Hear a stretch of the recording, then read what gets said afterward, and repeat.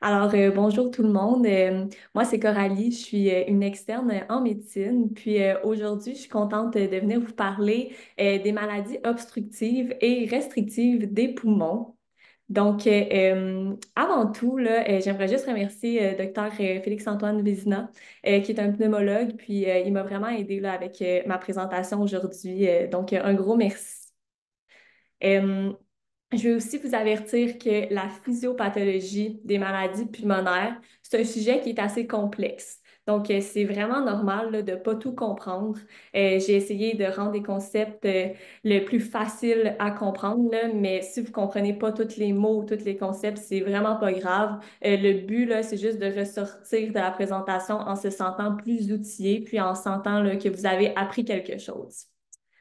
Avant de se lancer dans le vif du sujet, on va se donner une base en anatomie. Alors, ici, on peut voir les poumons. Les poumons, c'est les structures là, que vous voyez qui sont un peu plus rosées. Puis, on peut voir qu'à droite, on a trois lobes, puis à gauche, on a deux lobes. Les poumons, ils sont recouverts là, d'une genre de capsule, d'enveloppe qu'on appelle la plèvre. Puis, en fin de compte, on a deux enveloppes qui recouvrent le poumon. On a la première enveloppe qui est comme tout mince, puis vraiment accolée sur le poumon. Puis une deuxième enveloppe qui, elle, est un peu plus épaisse. Puis ça s'appelle les plèvres. Donc, on a une plèvre viscérale, puis l'autre plèvre qu'on appelle la plèvre pariétale. Euh, des fois, il y a certaines choses qui s'accumulent là, entre ces deux enveloppes-là. Par exemple, je ne sais pas si certains d'entre vous ont déjà fait un pneumothorax. Ben, ça serait de l'air qui se serait accumulé entre ces deux enveloppes-là. Sinon, quelqu'un qui a fait un épanchement pleural, ben là, c'est du liquide qui s'accumule entre ces enveloppes-là. Euh, voilà. Puis sinon, la dernière structure que je voulais qu'on regarde ensemble, c'est le diaphragme. Le diaphragme, c'est le principal muscle de la respiration. Donc, on peut le voir là, juste en dessous des poumons. Puis quand il va fonctionner, ben, il va se contracter, puis il va tirer les poumons vers le bas. Puis ça va faire que les poumons vont pouvoir se remplir d'air. Sinon, le système respiratoire, il est composé de quatre principales choses. La première chose, c'est les voies aériennes. Les voies aériennes, là, c'est des gros tubes qui amènent l'air de l'extérieur jusque dans les poumons, puis qui amènent l'air des poumons vers l'extérieur. Au bout de ces gros tubes-là, on retrouve des genres de sacs. Puis ces sacs-là, ça s'appelle les alvéoles. Puis les alvéoles, ça permet à l'oxygène, puis au CO2 de passer du poumon jusqu'à la circulation sanguine. Les humains, on a besoin d'oxygène pour survivre. Donc, quand on respire de l'oxygène qui, par la suite, va pouvoir aller dans notre sang. Puis, on crée un déchet. Ce déchet-là, ça s'appelle le CO2. Puis le CO2, lui, on l'expire. C'est vraiment là, en faisant des échanges entre ces milieux-là là, qu'on va être capable d'obtenir notre oxygène, puis de laisser aller le CO2 dans l'environnement. Puis sinon, la dernière composante du système respiratoire, c'est les muscles qui nous permettent là, d'expandre les poumons, de bien respirer. Alors, si on regarde un peu plus les gros conduits qui nous permettent de respirer, là, on peut dire que ça ressemble un peu à un arbre qu'on aurait mis à l'envers. Donc ça s'appelle l'arbre bronchique. Le gros tronc qu'on voit ici, c'est la trachée. Puis après ça, la trachée, elle se divise en deux grosses branches qu'on appelle les bronches. Puis après ça, ces branches-là se divisent encore en plus petites branches qui s'appellent, bon, des branches lobaires, des branches segmentaires. Puis au bout des petites branches, on retrouve plein de petits sacs qui sont les alvéoles. Au niveau des bronches, on retrouve certaines cellules.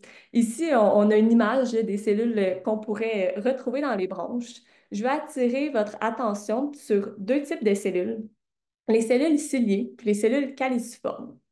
Les cellules ciliées, c'est les cellules ici là, qui sont dessinées en bleu. Puis vous pouvez voir qu'il y a des petits cils dessus. Puis ces cils-là, ils permettent au mucus dans nos voies respiratoires de bouger, puis d'emprisonner aussi les particules. Puis après ça, avec les cils, on est capable de remonter ces particules-là hors des voies respiratoires. L'autre type de cellules, c'est les cellules caliciformes. Les cellules caliciformes, c'est les cellules ici qui sont dessinées en orange. Puis ces cellules-là, ils permettent de produire du mucus. Donc, dans certaines maladies, comme par exemple la MPOC, ou même quand on fume la cigarette, ces cellules-là, ils fonctionnent moins bien. Donc, on va en reparler plus tard. Sinon, vous voyez aussi les glandes là, qui sont en genre de verre ici. Puis, dans certaines maladies comme la MPOC, on a ces glandes-là deviennent trop grosses, puis on a une surproduction de sécrétion à ce moment-là. Donc, les cellules ciliées et les cellules caliciformes, on s'en rappelle pourtant pas. Alors, lançons-nous là, dans le vif du sujet, les maladies restrictives et obstructives des poumons.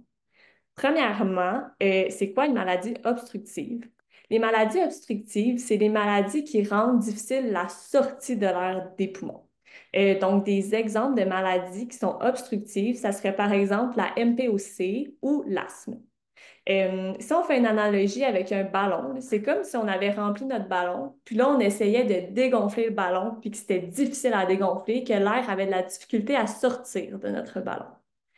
Puis, il y a d'autres maladies en pneumologie qui s'appellent les maladies restrictives.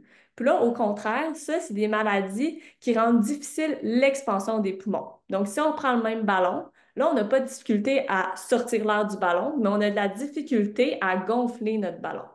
Puis, ces maladies-là, des exemples, ça serait par exemple la fibrose pulmonaire.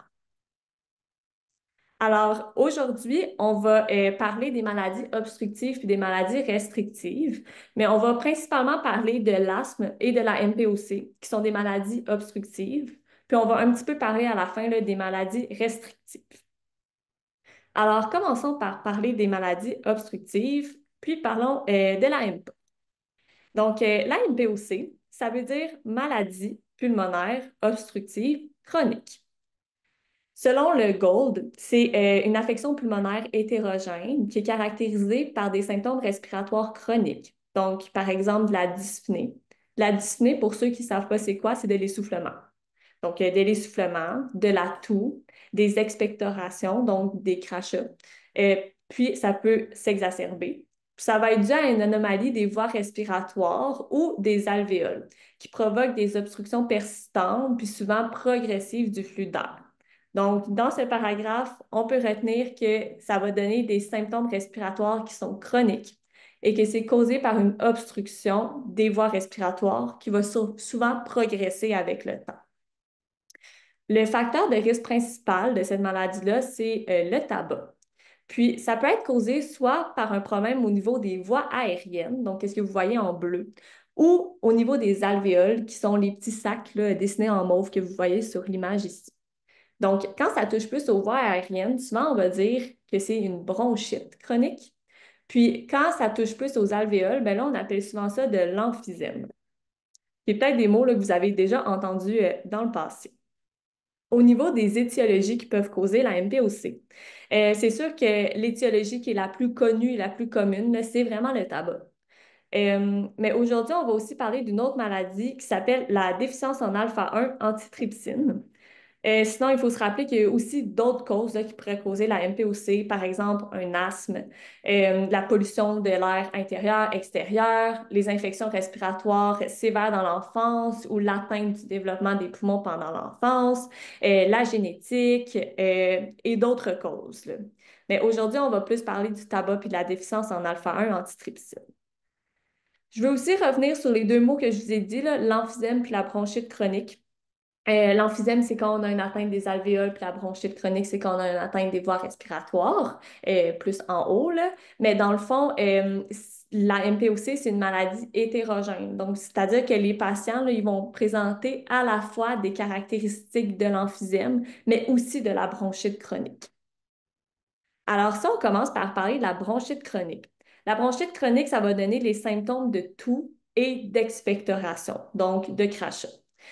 Puis ça, là, c'est causé parce que la muqueuse, donc le tissu là, qui est dans les bronches, devient plus épaissi puis enflé. On a une augmentation du nombre des cellules caliciformes, qui sont les cellules qui sécrétaient du mucus. Donc, on sécrète plus de mucus.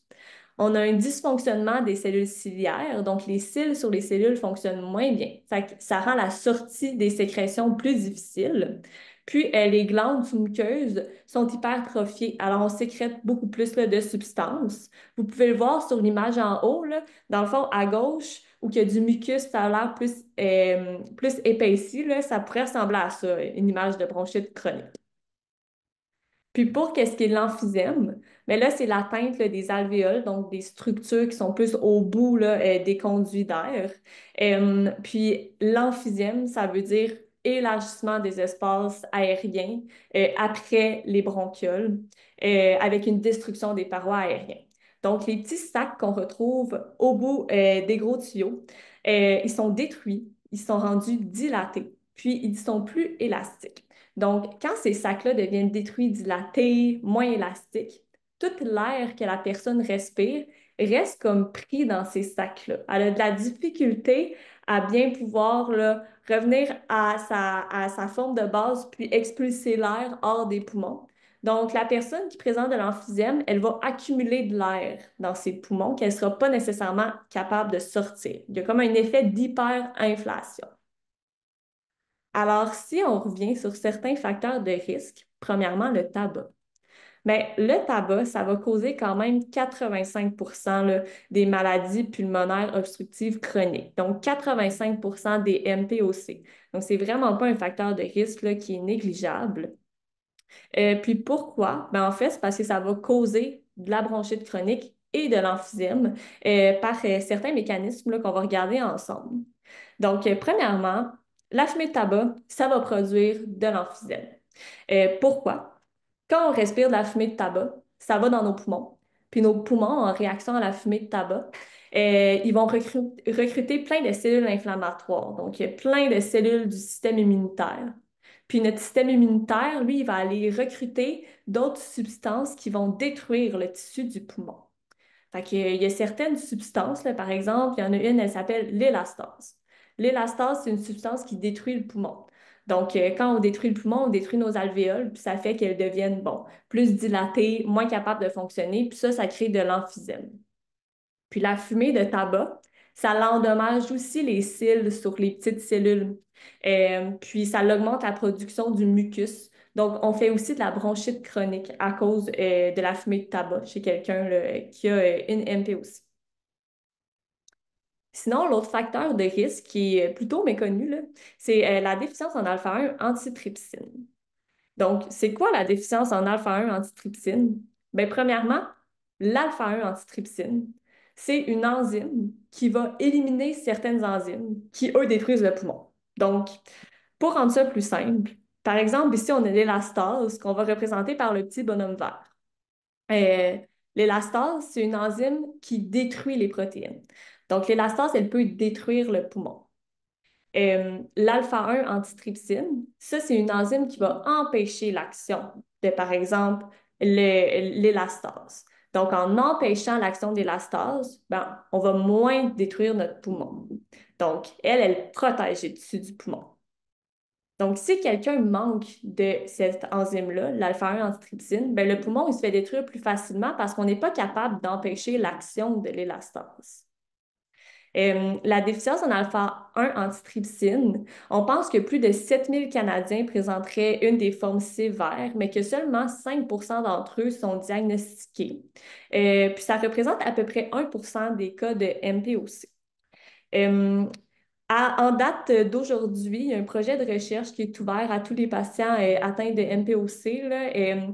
J'en sais pas plus par contre en ce moment sur le projet. Donc, à la période des questions, si jamais quelqu'un est intéressé, là, vous poserez les questions, puis j'imagine que quelqu'un va pouvoir mieux vous répondre que moi. Donc, c'était tout pour la MPOC. Passons maintenant à l'asthme, qui est l'autre maladie obstructive qu'on va parler aujourd'hui. Donc, l'asthme, selon le GINA, c'est un trouble inflammatoire chronique des voies respiratoires qui va entraîner des épisodes de respiration sifflante, d'essoufflement, d'oppression thoracique et de toux. Ces épisodes-là, ils sont souvent associés à une obstruction généralisée, mais variable des voies respiratoires. C'est souvent quelque chose qui va être réversible avec un traitement. Donc, on va retenir que c'est un trouble inflammatoire, puis ça cause une obstruction, encore une fois, des voies respiratoires. Par contre, ça, c'est souvent réversible, contrairement à l'AMP aussi. Donc, on connaît tous quelqu'un qui a déjà fait une crise d'asthme dans sa vie, là. Ça va donner des symptômes de respiration sifflante, de toux, la personne va se sentir essoufflée, elle va avoir une sensation là, de gêne respiratoire, d'oppression dans sa poitrine. Puis ça, c'est plus causé par un problème au niveau des voies respiratoires. Donc, quelqu'un qui est asthmatique, il y a un facteur déclencheur souvent qui va déclencher sa crise d'asthme. Puis ça peut être vraiment plein de choses, là. Par exemple, l'exercice, le froid, certaines drogues comme la cocaïne, certains médicaments comme l'aspirine, les bêta-bloquants, des infections, la pollution, des produits chimiques, le tabac, puis l'allergène et l'atopie. L'atopie, c'est la prédisposition à développer des anticorps contre des allergènes. Fait que dans le fond, c'est que le corps est allergique à quelque chose et réagit là, à cet allergène-là. Puis c'est le facteur de risque identifiable qui est le plus important pour le développement de l'asthme. Donc souvent, les patients ils vont présenter ce qu'on appelle une triade atopique quand ils ont de l'asthme allergique. Donc, ils vont avoir de l'eczéma, qui est des plaques là, qui peuvent gratter sur la peau, une rhinite allergique. Donc, ça, c'est comme un peu le rhume des foins, là, tout le temps avoir le nez qui coule dans la saison des allergies. Puis aussi, ils vont présenter de l'asthme. Alors, quand quelqu'un a de l'asthme, ses voies respiratoires, ils sont hyper réactives à certains stimuli. Donc, on le voit sur l'image ici, on a à gauche une belle voie respiratoire qui est mince, qui n'a pas vraiment de particularité. Puis là, quand la personne présente des symptômes d'asthme, ben, elle réagit à quelque chose, puis là, on voit qu'elle sécrète du mucus, puis que ses voies respiratoires deviennent comme plus épaisses, puis ben, il y a moins d'air qui passe à l'intérieur parce que la lumière est comme rendue plus petite. Donc, l'hyperréactivité, c'est la réponse aiguë de rétrécissement des voies respiratoires en réaction là, à des agents qui ne vont pas provoquer de réponse des voies respiratoires chez un individu qui n'est pas affecté par l'asthme. Ou c'est quelqu'un qui va réagir de manière excessive là, à quelque chose par rapport à ce qui se produirait chez un individu qui n'est pas affecté. Donc, par exemple, si on a la voie respiratoire là, de quelqu'un qui n'a pas d'asthme, ici, vous voyez, là, c'est comme si j'avais coupé une bronche. Ben, elle va être en contact avec, par exemple, un virus, puis ses voies respiratoires vont rester normales. Il ne va pas se passer grand-chose. Mais chez une personne qui, elle, présenterait de l'asthme, puis qui serait hyper réactive à ce virus-là, ben, ses voies respiratoires, quand ils vont rentrer en contact avec le virus, elles vont réagir, puis elles vont devenir plus petites, elles vont devenir enflées, puis ils vont sécréter du mucus. Ça va leur donner les symptômes d'une crise d'asthme. Donc, en gros, quand on présente de l'asthme, on est sensible à quelque chose. Notre corps il réagit en sécrétant des substances, puis en recrutant des cellules du système immunitaire. Le diamètre des bronches, il devient plus petit, les poumons, ils sécrètent plus de liquide, plus de mucus, puis ça crée des dommages aux poumons, un remodelage des voies aériennes, puis si c'est mal contrôlé, mais ça peut même mener là, à un cercle vicieux. Donc, je vous ai dit que l'asthme, c'était réversible, puis la NPOC, c'est non réversible. Mais ça veut dire quoi, ça? Mais en fait, nous, on est capable de savoir si c'est réversible ou non avec les tests de fonction respiratoire. Donc aujourd'hui, on va parler de la spirométrie. J'imagine qu'il y a plusieurs d'entre vous qui ont déjà passé ce test-là dans le passé si vous êtes atteint d'une maladie respiratoire, là. Dans le fond, ça ressemble à une machine comme ça, puis on demande aux patients de prendre une grande respiration, puis de souffler dans la machine le plus fort qu'il peut, d'expulser toute l'air. Puis nous, quand on obtient les résultats à l'aide de cette machine-là, on peut faire un rapport. Ce rapport-là, il s'appelle le rapport de Tifno ou le VEMS sur CVF. Puis dans le fond, là, ça veut juste dire que nous, on prend la quantité d'air que la personne peut expirer en 1 seconde sur toute l'air qu'elle peut expirer. Euh, donc, en maladie obstructive, comme je vous ai dit, les patients ils ont de la difficulté à dégonfler leurs poumons, à dégonfler le ballon, là, si on fait l'analogie avec le ballon. Fait que l'air sort plus difficilement des poumons. Donc, si je regarde la quantité d'air que la personne peut expirer en 1 seconde, ben, elle va être minime comparée à la quantité d'air qu'une personne avec des poumons normaux en bonne santé peut expirer. Donc, le rapport qu'on regarde ici va être plus bas. Ça se peut que votre médecin vous ait donné des chiffres, là. Ces chiffres-là, là, souvent, quand on parle du VMS, c'est comme un petit peu la force de votre poumon. Euh, Puis en asthme, ben, on peut aussi faire ces tests-là. Puis on va voir que c'est réversible. Donc, la quantité d'air que la personne peut expirer en une seconde, quand on va lui donner un traitement, par exemple la pompe bleue ici que vous voyez, c'est du Ventolin, ben, elle va augmenter significativement, là. Donc, on dit que la quantité d'air que la personne peut expirer en une seconde va augmenter de 12%, puis de 200 millilitres avant puis après l'administration là, d'un bronchodilatateur, donc de quelque chose qui dilate les bronches. Donc, en MPOC, c'est majoritairement non réversible. Puis en asthme, c'est majoritairement réversible. Mais les deux, là, c'est des maladies obstructives du poumon. Quand on fait ces tests-là de fonction respiratoire, là, on obtient des courbes comme ça. La courbe, dans le fond, l'axe que vous voyez en vertical, c'est le débit. Donc, c'est à quel point on est capable de souffler de l'air rapidement de nos poumons. Puis en bas, vous voyez le volume d'air. Donc, normalement, là, à gauche, vous voyez la courbe normale en noir. Puis la courbe qui est dessinée en bleu, bien ça, c'est la courbe chez quelqu'un qui a une maladie obstructive. Donc, vous voyez qu'il y a comme un creux dedans, qui est plus petite, plus basse. Bien, ça montre là, que la personne elle a de la difficulté à sortir l'air de ses poumons, que l'air comme sort plus lentement parce qu'il y a une obstruction. Puis ici, c'est d'autres mesures qu'on est capable d'obtenir. Ces mesures-là, c'est les mesures de volume. Fait que c'est l'air, à quel point on est capable de mettre de l'air dans nos poumons. Donc, en vert, vous voyez les mesures normales chez quelqu'un. Donc, si je vous explique un peu, les trois premières courbes que vous voyez, c'est quelqu'un qui respire de façon normale. Donc, quand ça monte, il prend une inspiration. Quand il expire, ben, la courbe descend. Et, quand on respire normalement, pensez-y, on remplit pas nos poumons au maximum, puis on vide pas nos poumons au maximum. On a comme atteint un équilibre. Donc, ça, c'est quand la personne respire normalement.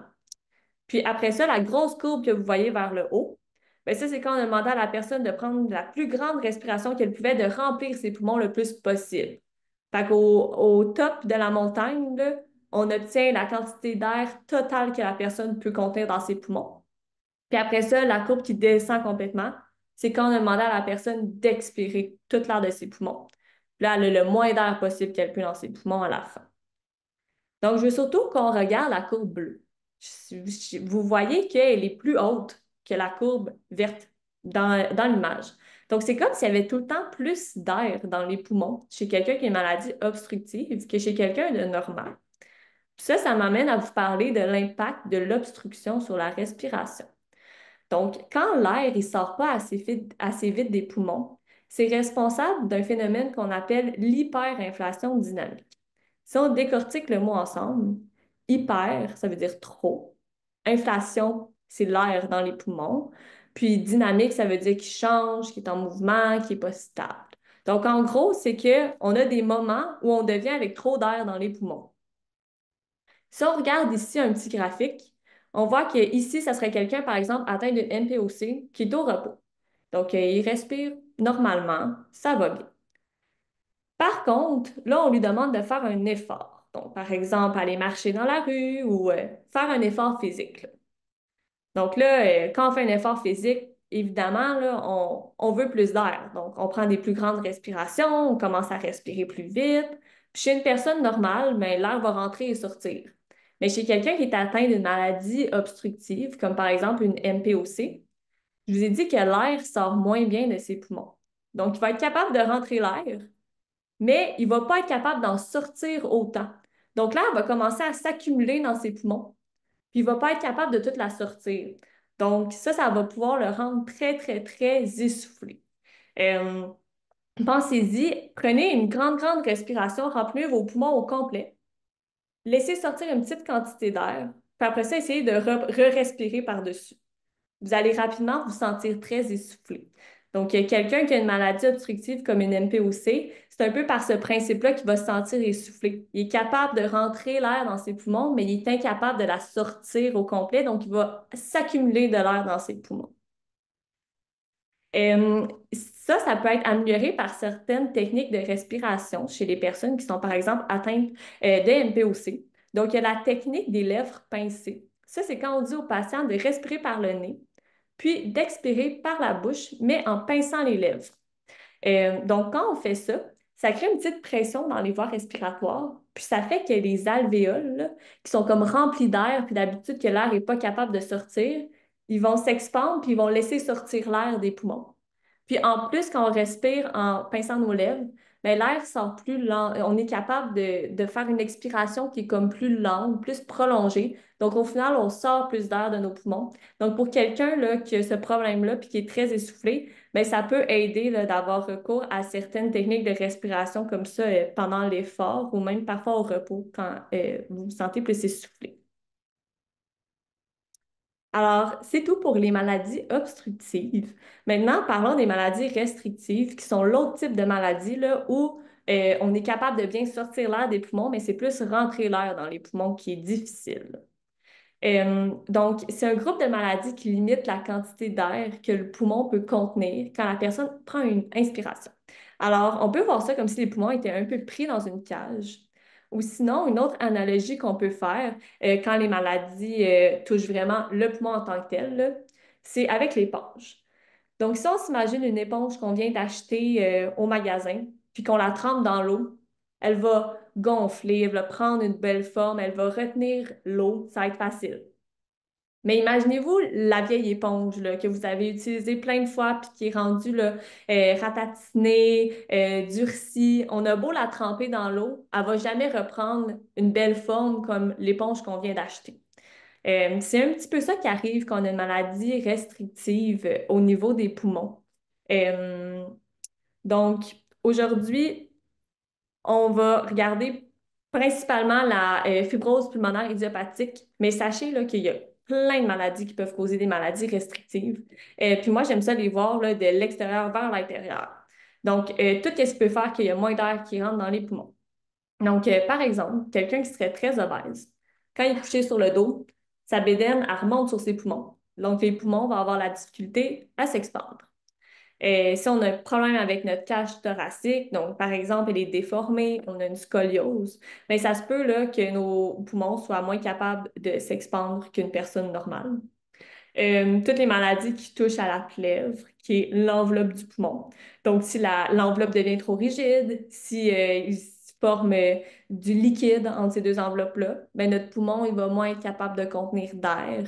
Puis tout ce qui touche aux nerfs aussi. Donc, les nerfs, c'est ce qui permet aux muscles de bouger. Donc, si nos muscles sont pas capables de bien bouger, on sera peut-être pas capable d'autant expandre nos poumons qu'on le voudrait. Donc, ça peut donner des problèmes là, au niveau de la quantité d'air qu'on est capable de mettre dans nos poumons. Puis sinon, pour ce qui est des maladies pulmonaires en tant que telles, bien, la fibrose pulmonaire idiopathique. Il y a aussi d'autres choses là, comme la radiothérapie, la sarcoïdose et j'en passe qui peuvent causer des maladies restrictives au niveau du poumon en tant que tel. Donc, ça, on fait un petit survol de la fibrose pulmonaire idiopathique. C'est une maladie qui est rare avant l'âge de 50 ans. Puis, il n'y a pas vraiment de facteurs déclencheurs ou de causes qui ont été clairement identifiés pour l'instant. Mais c'est associé à certains facteurs de risque, comme le tabac, la pollution, les prédispositions génétiques.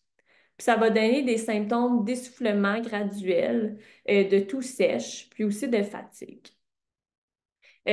Donc, la fibrose pulmonaire idiopathique, c'est une maladie restrictive du poumon où il va se créer plein de fibroses dans le poumon, donc comme plein de cicatrices avec du dépôt là, de collagène, de matrices extracellulaires dans le poumon. Donc, c'est comme si le poumon devenait tout cicatrisé. Puis, imaginez-vous une cicatrice sur votre peau. C'est jamais autant élastique que votre peau normale. Hein. Fait que le poumon, il perd sa capacité là, à s'expandre, à revenir à sa position normale, puis à être élastique. Puis en plus, il y a plein de cellules qui vont proliférer dans le poumon, surtout des cellules qui peuvent agir sur la réparation puis la régénération tissulaire. Donc le poumon devient comme un peu pris dans toutes ces cicatrices-là. Donc, dans le fond, on a quelque chose, une prédisposition, un facteur de risque qui va initier une réponse. Puis parfois, il peut se créer une réponse là, inflammatoire dans les poumons. Puis en réaction à ça, le corps, il produit une réponse fibrotique. Donc, il va cicatriser les poumons. Puis avec le temps, mais la maladie, elle va progresser. Quand nos poumons deviennent tous cicatrisés comme ça, ben, comme je vous l'ai dit, les poumons, ils ont plus de difficultés à s'expandre. La quantité d'air qu'on est capable d'avoir dans nos poumons, comme nos poumons sont moins capables de s'extendre, ben, elle va baisser par rapport à une personne normale.